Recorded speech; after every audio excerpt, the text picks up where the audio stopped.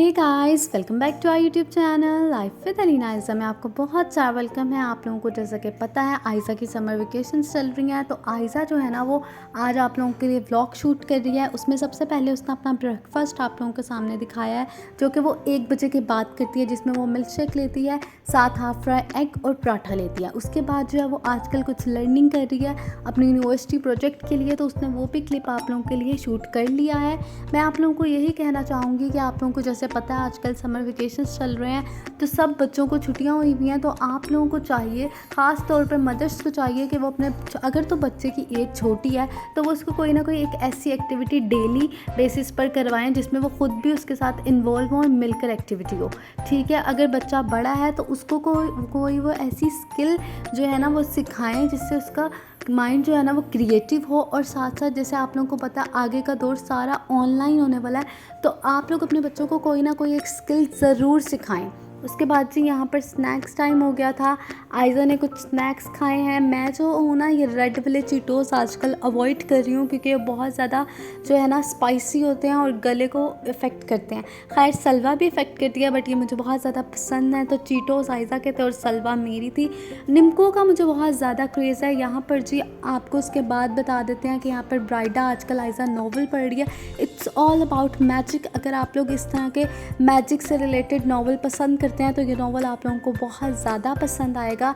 इसको पढ़ने से एक तो ये होगा, जिन लोगों की इंग्लिश वीक है उनकी इंग्लिश इम्प्रूव हो जाएगी। साथ साथ आपका जो है ना, जैसे अब समर वेकेशन से आप अपने बच्चों को कोई ना कोई एक ऐसी स्टोरी बुक ला के दें जो वो पढ़ें और उनका जो है ना इंटरेस्ट जो है वो बुक रीडिंग की तरफ आए।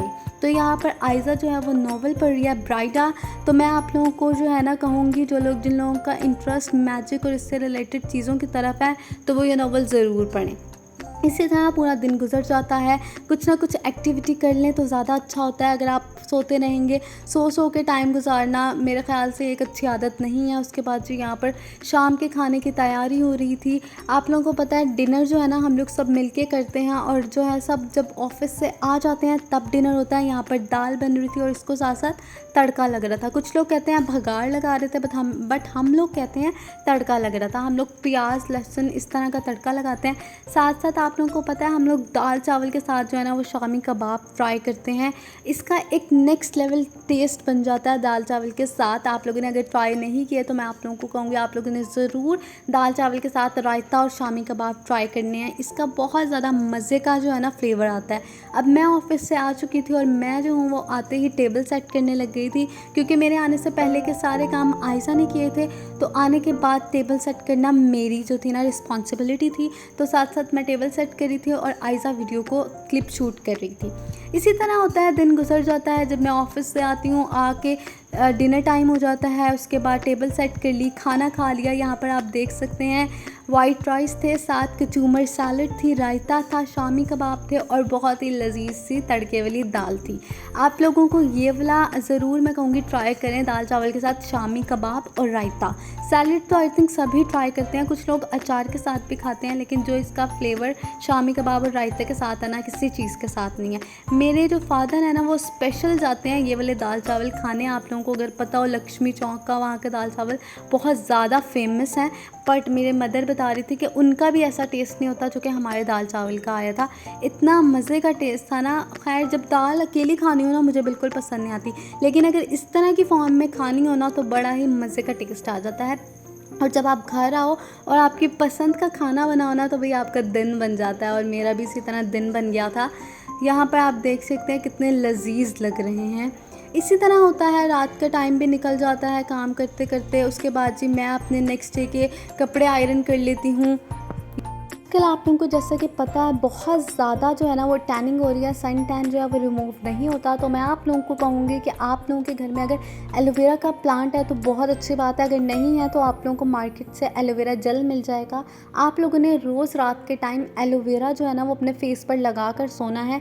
इस एलोवेरा के बहुत ज़्यादा अच्छे अच्छे बेनिफिट्स हैं, उसमें से कुछ बेनिफिट्स मैं आप लोगों के साथ शेयर कर देती हूँ। एलोवेरा जो है ना ब्लेमिशेस को लाइट कर देता है, स्किन को मॉइस्चराइज कर देता है, एंटी एजिंग सूदिंग है, एक्नी को रिड्यूस करता है और सूदिंग इफेक्ट इसमें होता है क्योंकि बिकॉज ऑफ कूलिंग प्रॉपर्टीज़, ठीक है ना। तो आप लोगों को मैं यही कहूँगी कि एलोवेरा का इस तरह अगर आप लोगों के पास प्लांट है तो मैं आप लोगों को इसका जेल बनाना बता रही हूँ कि किस तरह से इसका जेल निकल जाता है।